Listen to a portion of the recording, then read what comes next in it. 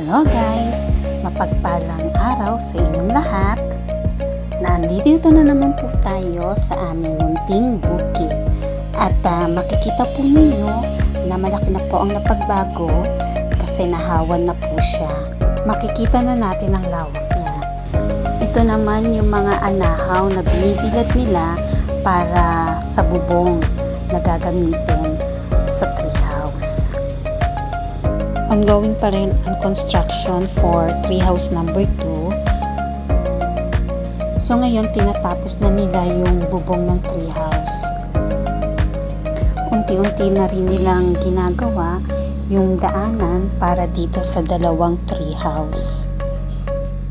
Dito nga sa dadaanan patungo sa mga treehouses, makikita nyo yung iba't ibang puno na nakatanim.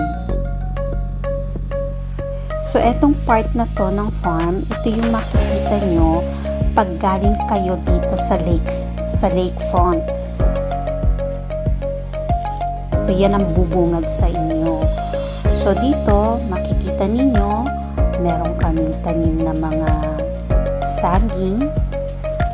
And then, pag bababa pa kayo, may makikita rin kayong mga durian. Po, yan ang mga durian. Isang hilera po yan.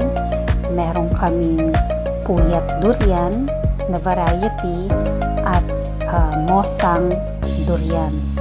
So, dito naman, ipapakita ko naman sa inyo yung swimming pool area. So, eto po, madadaanan ninyo, meron po itong mga bamboos. Itong mga bamboos na to, gagamitin yan for the treehouse number 2. So, dito, pababa na rin siya. Makikita ninyo, pagkababa, makikita na ninyo yung pool na na-construct namin.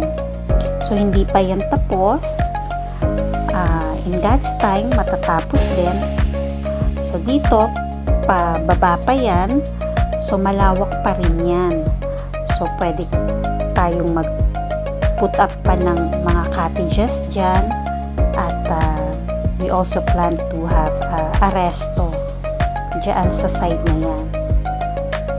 Hindi na nga lang ako makababa kasi umuulan, medyo madulas. So, here's a closer look ng aming pool. Malapit rin din dito sa mga tree houses. So, very convenient kung may gustong mag-swimming. So, hanggang dito na lamang po. Thank you for watching and see you on the next vlog.